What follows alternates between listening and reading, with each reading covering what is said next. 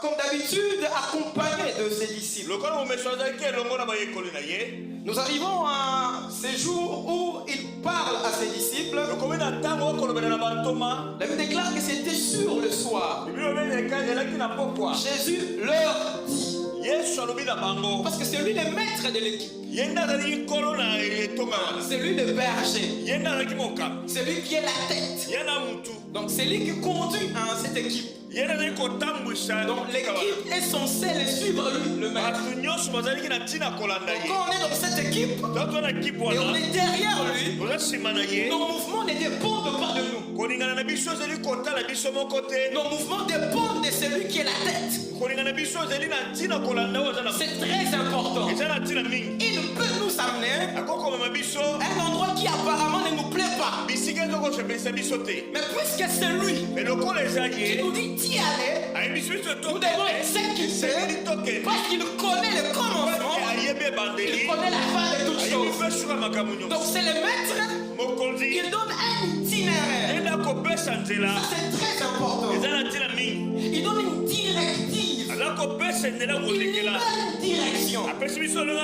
Passons sur l'autre bord. On ne dit pas passons sur les bords. Très bien, papa. Mais passons sur l'autre bord. Très bien. Quand on dit l'autre bord, cela suppose qu'ils étaient déjà sur un bord. Voilà pourquoi on parle de l'autre. Et toute la vie de l'homme sur la terre se résume en ceci: quitter un bord vers un autre, quitter une étape vers une autre, sortir d'une pensée pour embrasser une autre. Donc l'homme n'est pas créé pour être statique, pour être immobile. L'homme est dynamique. Le dynamisme, c'est ce que Dieu a donné à l'homme. Dieu veut que l'homme bouge. Dieu veut que l'homme subisse des mutations. Ta vie ne doit pas rester la même. Il faut qu'il y ait un changement. Alors ma prière ce matin, que tu reçoives la puissance qui te permette de bouger, de quitter sur ce bord-là vers l'autre bord. Ça peut être sur le plan financier. Ça peut toucher les sociales. Ça peut toucher la vie professionnelle. Mais l'ordre du maître est clair. Passons sur l'autre bord. Mais dans cet ordre du maître, il y a un secret. Mon papa le maître ne leur dit pas passer sur l'autre bord. Il dit passons. Ça c'est très important. Donc c'est que le maître est en train de dire aux disciples dans ce texte, il y a vraiment un secret. Il ne leur dit pas vous passez. Il leur dit passons. Donc il s'inclut aussi.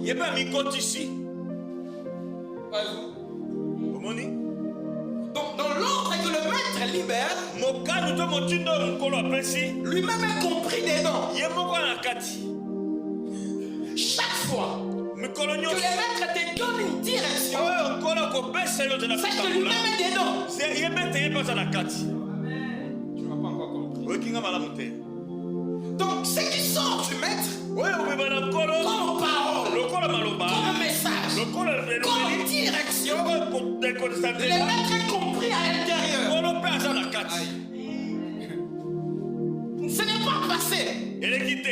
Ce n'est pas marie-toi. Ce n'est pas étudier. Étudiant. Ce n'est pas travail. Travaillons. Donc dans ce que le maître te dit, il est lui-même à l'intérieur.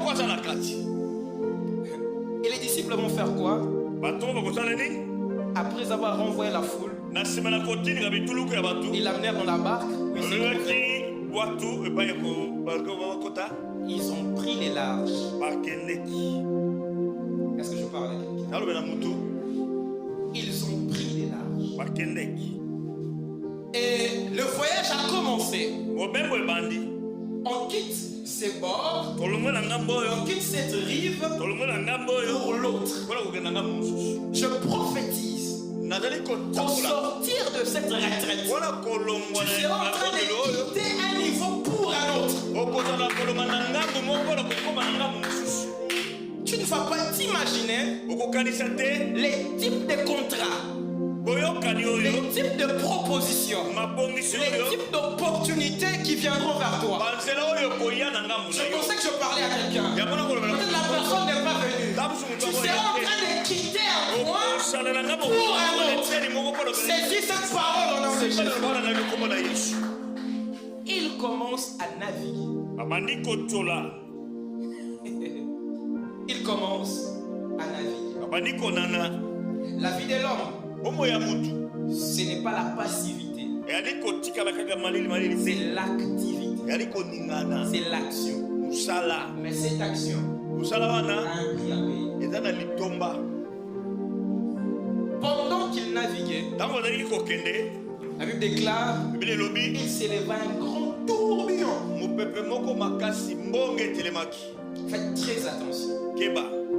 On ne parle pas d'un tourbillon. On parle d'un grand. Déjà les tourbillons c'est tourbillon. Mais on ajoute un grand. Si vous comprenez quelque chose, déjà simplement tourbillon ça fait peur. Un simple tourbillon suffit pour tout emporter. Mais on parle d'un grand tourbillon. Donc c'était pas seulement un tourbillon, c'était un grand tourbillon. Et était où? Dans la barque. Avec qui? Avec les maîtres. Je vous pose une question. Qui leur avait dit passons sur l'autre bord? Non, vous ne m'avez pas répondu. Qui leur avait dit passons sur l'autre bord? Donc les maîtres avaient tort. C'est exactement ce qui nous arrive. Vous pensez que parce que c'est Dieu qui a parlé, les grands tourbillons ne va pas s'élever. Qui vous a menti? Vous pensez que parce que c'est Dieu qui vous accompagne, il n'y aura pas de tourbillons. C'est faux.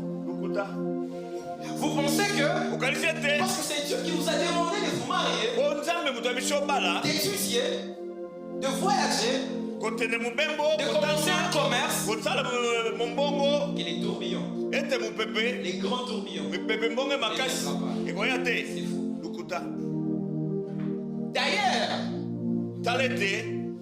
quand c'est Dieu qui a parlé, les tourbillons s'invitent. Quelqu'un a dit, si tu ne rencontres pas les diables, c'est que tu marches avec eux. Et parfois nous pensons qu'une bonne vie chrétienne consiste à ne pas rencontrer les diables. Nous pensons qu'une bonne vie chrétienne consiste à ne pas avoir de combats. Moi j'aime le combat. J'aime les tourbillons. Puisque le tourbillon vient révéler la grandeur de celui avec qui j'ai embarqué. Je disais le tourbillon vient révéler sur la face du monde et devant les hommes la puissance du Dieu qui m'a appelé. Quand il n'y a pas de tourbillon, on ne sait pas dire au tourbillon tais-toi. On saura qu'on peut taire les tourbillons. On saura qu'on peut taire les tourbillons. Si le tourbillon est là, alors j'appelle un tourbillon. Je ne sais pas ce matin s'il y a quelqu'un qui traverse un tourbillon. Ce tourbillon-là est venu révéler la grandeur du maître.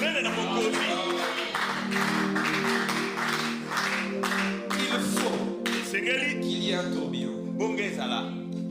Mais quand les tourbillons arrivent, on se pose beaucoup de questions. Le Seigneur avait vraiment accepté ces mariages. Le Seigneur vraiment est dans ce que je fais. Est-ce que ce travail vraiment c'est Dieu qui me l'a donné? Cette retraite, c'est Dieu qui l'avait voulu? C'est une très bonne question. Si Dieu t'a vraiment parlé et que tu ne te poses pas ce genre de questions, Dieu ne t'a pas parlé. Tu ne m'as pas compris. Si c'est vraiment la voix de Dieu que tu as suivi et que tu ne te poses pas des questions de ce genre, Dieu ne t'a pas parlé. Tous les grands hommes dans la Bible à qui Dieu a parlé se sont interrogés. Est-ce que c'était vraiment lui? Il y a un grand écart entre ce que Dieu dit et la compréhension de l'homme. C'est comme ça que facilement l'homme ne peut pas comprendre ce que Dieu dit. C'est pas après que l'homme comprend. Si tout de suite tu comprends, ce n'est pas Dieu qui t'a parlé. Passons. Il ne pouvait pas comprendre ce que cela incluait. Donc dans l'ordre que Dieu te donne, il est certes compris dedans, lui-même est là dedans, mais les tourbillons aussi fait mal. Dans la direction que le Seigneur te donne, par rapport à tes enfants, par rapport à ta femme, par rapport à ton travail, le Seigneur est là, mais les tourbillons aussi est là. Donc je prends les tourbillons comme les cortèges de la gloire de Dieu. Quand il y a les tourbillons, on comprend que le Seigneur est derrière. Vous savez, quand une grande autorité arrive quelque part, par exemple le président de la République, il y a des gyrophares, il y a tout un cortège qui le précède. On ne peut pas l'avoir vu, mais on comprend qu'il passe. Il est des tourbillons qui viennent te signaler que le Seigneur n'est pas loin. Est-ce que je parle à quelqu'un? Passons sur l'autre bord. Quand les tourbillons s'élèvent, les disciples qui sont avec le maître commencent à se poser une question. Commencent même à crier. Ils commencent à se défendre comme des hommes. Ils essayent d'évacuer de l'eau qui est entrée dans la barque. Parce que ces tourbillons avaient même soulevé le flot de la mer. Au point que l'eau entrait dans la barque et que la barque commence à s'enfoncer. Ils se battaient comme des hommes. Voyez-vous? Ils ont oublié que le maître était là. Ils ont oublié que le maître avait dit passons. Lui-même était là. Pourquoi quand les tourbillons s'élèvent dans ta vie, tu oublies le maître? Tu regardes à la famille. Tu regardes à l'oncle, à la tante. Tu regardes au pays. Ce sont des efforts humains. Tu commences à fournir des efforts humains. Ça ne t'aidera pas. Je réponds, ça ne t'aidera pas. Il faut réveiller le maître.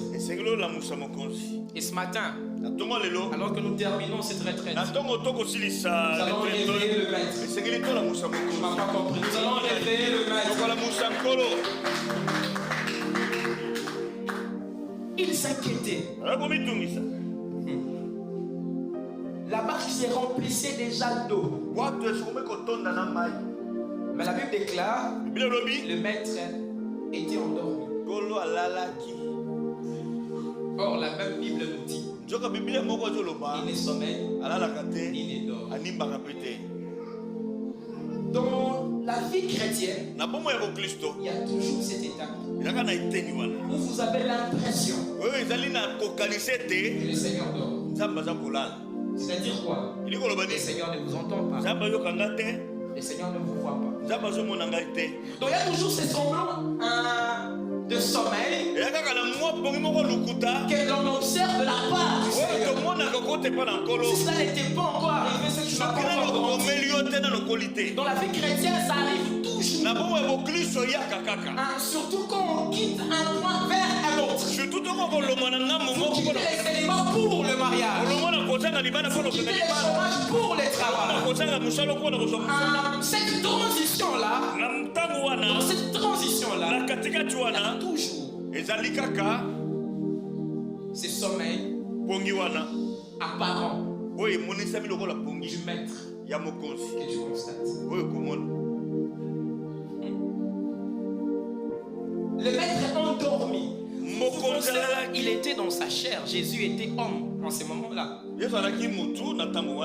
Vous pensez que vous êtes dans une barque où il y a les tourbillons, il y a le flot. L'eau entre dans la barque, vous ne sentez rien.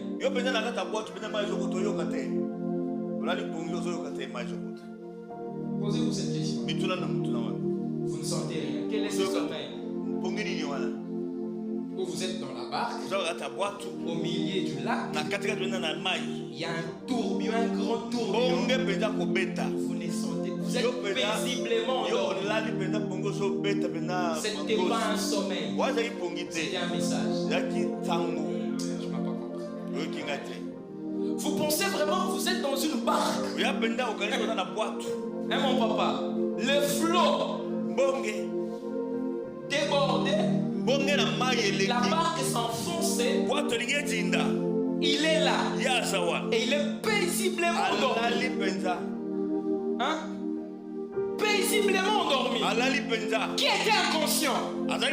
C'est lui qui était endormi ou bien ceux qui étaient réveillés? Pourquoi plus que nous pensons réveillés? Oh, nous sommes dans la conscience. Et celui que nous pensons être inconscient est réveillé. Donc, apparemment, les disciples étaient réveillés, mais spirituellement endormis. Mais Jésus qui était physiquement endormi, spirituellement réveillé. Les grands réveils, c'est les réveils spirituels, ce n'est pas les réveils physiques. Physiquement, tu peux être debout, mais spirituellement, tu es ronflé. Je m'imagine Simon-Pierre, je sais pas, avec un ustensile en train d'évacuer de l'eau. Et il est en train de conduire ce travail-là avec les autres disciples. Ils sont très forts. Or, c'est eux qui sont endormis. Et ne savent pas que chaque fois que les maîtres veulent opérer quelque chose de grand, veut opérer une transformation, il passe par les sommeils. Je n'ai pas compris. Chaque fois que le maître veut t'amener quelque part d'autre, veut te métamorphoser à travers une épreuve, il passe par les sommeils. C'est comme ça qu'Adam, dans un profond sommeil, nous pensons que l'inconscience est une faiblesse. L'inconscience des fois nous connecte à la vraie conscience. Tu ne m'as pas compris. Parfois ton insécurité c'est ta conscience. Or des fois sois inconscient de certaines réalités. Sois inconscient de ta pauvreté. Sois inconscient de ton chômage. Tu vis les effets de ton célibat parce que tu en es tellement conscient. Les grands tourbillons dérangent. Vous êtes tellement conscient. Il y a des personnes qui sont tellement conscientes de leur situation. C'est ma maladie. C'est notre chômage. Ça c'est mon célibat.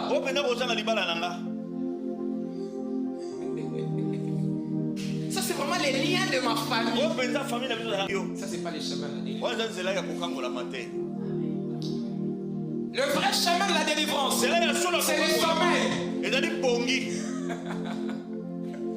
Mais pas un sommeil physique. C'est sommeil qui consiste à tuer le physique.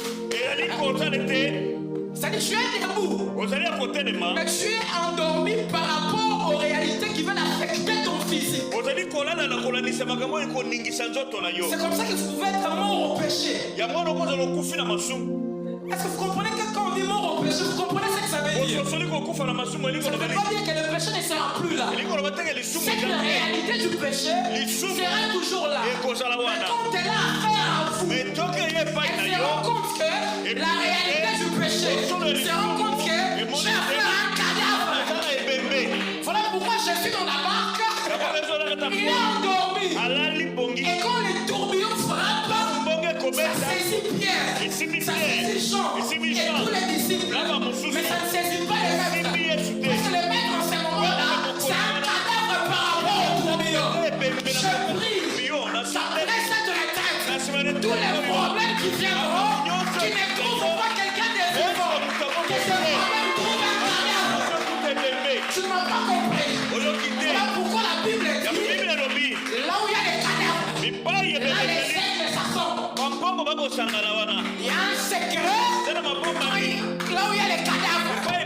Les cadavres n'attirent pas les diables. Les cadavres attirent les aigles. Les diables est attiré par le réveil physique. C'est la peur.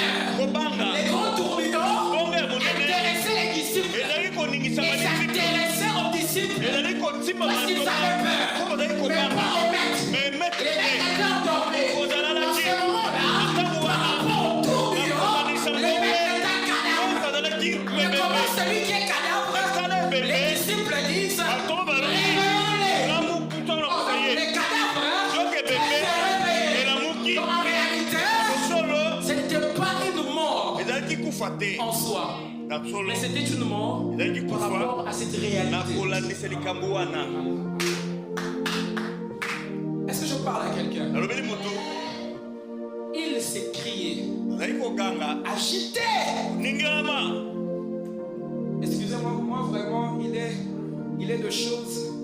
Je disais au pasteur Michael un jour, il est des choses pour lesquelles je ne prie pas. Papa aussi. Excusez-moi, papa aussi. Il est des choses pour lesquelles moi je ne prie pas. Papa Michael, regardez les attitudes de Paul et Silas comparées à celles de Pierre. Parce que Pierre a été éduqué dans cette circonstance. Paul, tu as beau avoir la révélation, avoir reçu, mais tu n'as pas vécu avec Jésus physique. Donc il y a des choses qui t'échappent. Regardez, on met Paul et Silas en prison. Paul aussi, il leur avait dit de louer. Toute la nuit. Je ne dis pas qu'ils avaient peur. Je parle en prédicateur. Certaines louanges, certaines prières, parfois c'est motivé par la peur. Je n'ai pas dit qu'eux avaient peur. Mais des fois nous prions parce qu'on a peur. Mais mon papa regardait les attitudes de Pierre. Quand l'église prie pour Pierre, quand l'ange vient, papa aussi, l'ange a trouvé Pierre faisant quoi? C'est l'héritage du maître. Quand ils sortent les tourbillons qui s'élèvent, la bonne attitude, c'est les sommets.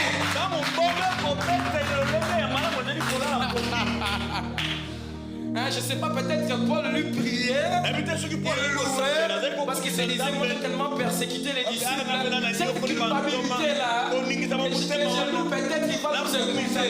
Mais Pierre, c'est qu'on lui a remis les clés. On lui a remis les clés. On lui avait déjà parlé de sa mort.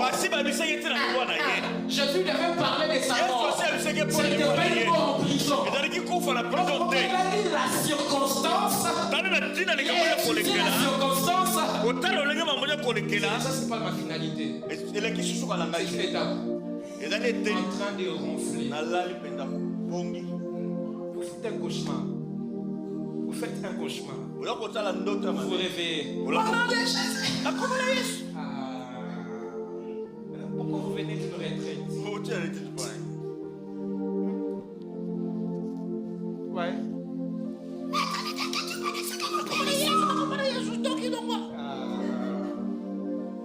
vous allez grandir quand? Les chrétiens, on a peur. Hein? Si on vous dit que cette parcelle-là est hantée, assez simple. Allez prendre cette parcelle. Vous n'allez pas dire à papa Michael, passe. Non. Ouais. Maintenant vous priez pour moi. Ouais. On a souvent peur. Nous les chrétiens.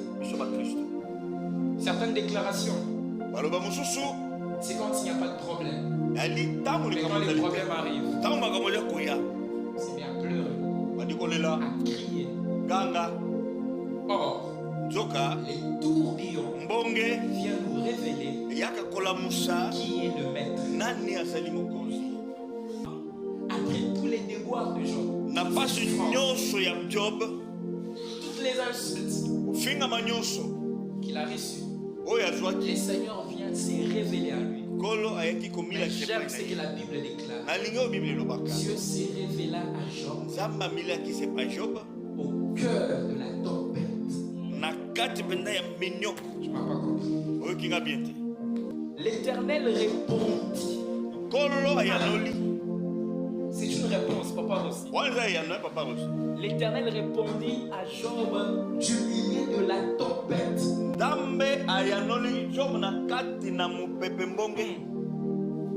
Dans quelles circonstances l'Éternel répond? À quel moment? Donc le Seigneur utilise la tempête comme un support, comme un outil, comme un soupassement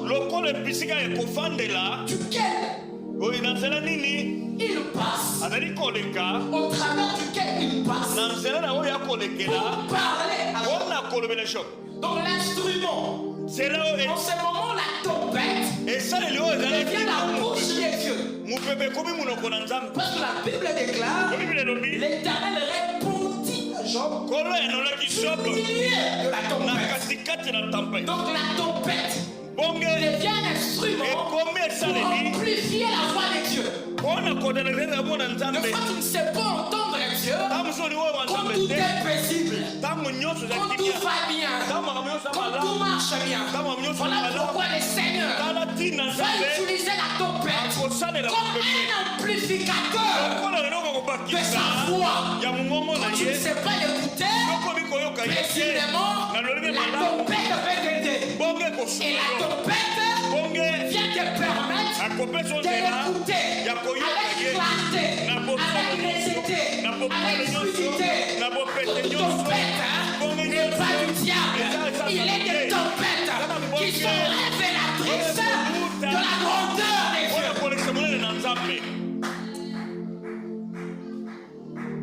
Est-ce que je parle à quelqu'un?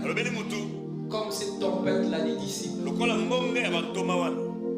La tempête est très importante. Donc quand on quitte ce côté pour passer à l'autre côté, la tempête est là. Certes, le maître est avec nous, mais il ne retire pas la tempête. Est-ce que je parle à quelqu'un? Vous avez passé des moments de retraite. C'est une façon d'embarquer avec le maître. Mais cette retraite ne veut pas dire qu'il n'y aura pas de tempête. Je vais te préparer déjà. Peut-être même au sortir de la retraite, il y a une tempête qui t'attend.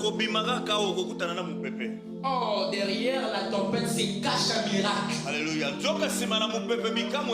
Ce n'est pas seulement ta retraite qui te permet de saisir les miracles, mais c'est la bonne attitude devant la tempête qui te permet de confronter la tempête afin de découvrir le miracle qui se cache derrière. Donc la retraite te permet d'être spirituellement tellement sensible afin d'avoir la bonne perception des choses. fois, on ne prie pas pour recevoir. On prie pour avoir la bonne perception de ce qu'on doit recevoir. Tu m'as pas compris. Des fois, on ne prie pas pour recevoir. On prie pour avoir les bons yeux qui vont nous permettre de voir avant de recevoir. Parce que tu ne peux pas recevoir si tu n'as pas vu. Tu ne reçois que ce que tu as vu. Et parfois la prière, c'est les lunettes qui te permettent de bien voir. Est-ce que je parle de quelqu'un? La tempête et ce que tu cherches, ce n'est pas loin de toi. Ce n'est pas en dehors de toi. C'est dans ta barque. En ce moment, les disciples cherchaient le calme face au tourbillon. Je me pose la question. C'est calme où? Ouais. Tellement paniqué, je cherche la paix pour mon foyer. Je parle à une femme mariée. Je n'ai pas d'enfant. Je dois devoir un médium. Je dois devoir un féticheur. On m'a parlé d'une dame. Si elle me touche, elle me masse le ventre avec de l'huile. Je serai féconde. Tu es en train de chercher la paix. Mais en dehors de la paix. Toute paix en dehors de la paix, c'est un trouble. La paix, c'est Christ. Mais tout trouble avec Christ est une paix. Je reprends. Toute paix que l'on cherche en dehors de Christ, au fait, est un trouble. Mais tout trouble que l'on expérimente à côté de Christ est une véritable paix. En ce moment-là, c'est le trouble qui fabrique la paix. En ce moment, le trouble devient la matière première. Donc le Seigneur se sert pour fabriquer la paix. Est-ce que je parle à quelqu'un? Dans Isaïe, la Bible déclare il crée les ténèbres, il forme la lumière. Il ne crée pas la lumière. Il forme. Il crée quoi? Les ténèbres. À partir des ténèbres qu'il a créées, il va former la lumière. Donc la lumière n'est pas créée. La lumière est formée. Formée veut dire tirée de quelque part. Mais les ténèbres sont créées. À partir des ténèbres, on peut produire la lumière. C'est-à-dire à partir de ce tourbillon-là, il y a une lumière qui peut luire, qui peut éclairer, mais ça partira des ténèbres. Ça partira du tourbillon. Je prie que les tourbillons viennent. Parce que le tourbillon, c'est la matrice que le Seigneur utilise pour former la lumière dont tu as besoin. Est-ce que je parle à quelqu'un? Deux fois, les ténèbres sont les ténèbres des dieux. Papa aussi, combien de fois vous avez lu dans la Bible Dieu dit, cette femme que j'ai rendue stérile. Hein? Cette femme que j'ai rendue la stérilité, ce n'est pas une obscurité. C'est pas des ténèbres. C'est une situation noire. Mais que le Seigneur a voulu accueillir. Ne donnez pas au diable ce qui n'est pas à lui. Ouais. Deux fois, nous revendiquons des échecs pour les comptes du diable. Des échecs que le diable lui-même ignore.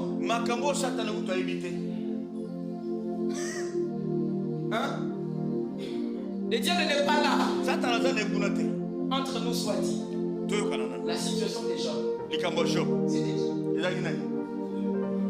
Mais tellement qu'il est Dieu, la Bible déclare qu'il habite une lumière inaccessible. Voilà pourquoi il a dit à Moïse, l'homme ne peut me voir. Moïse ne l'a pas vu, il a seulement vu le dos. Puis une partie de son dos. Il devait le couvrir de sa main. Il devait le mettre dans les creux du rocher pour ne pas que le dos. Parce que si Moïse le voit, Moïse meurt.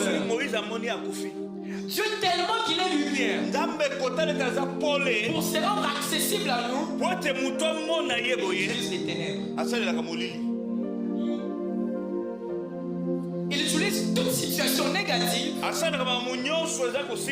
peut lui permettre de faire couler sa puissance. L'écoulement de la puissance de Dieu a besoin d'une ouverture. Cette ouverture, c'est ton tourbillon là. Ton tourbillon, c'est cette ouverture qui va permettre à la puissance de Dieu de couler abondamment. Est-ce que je parle à quelqu'un? Dieu, tu ne peux pas le voir. Il est tellement en lumière. Il passe par les ténèbres pour être vu. Est-ce que je parle à quelqu'un? Cette situation-là, ça tient des ténèbres. Ces tourbillons-là, ça tient des ténèbres. Ce n'est pas le diable qui est derrière. C'est Dieu qui est derrière. Est-ce que je parle à quelqu'un?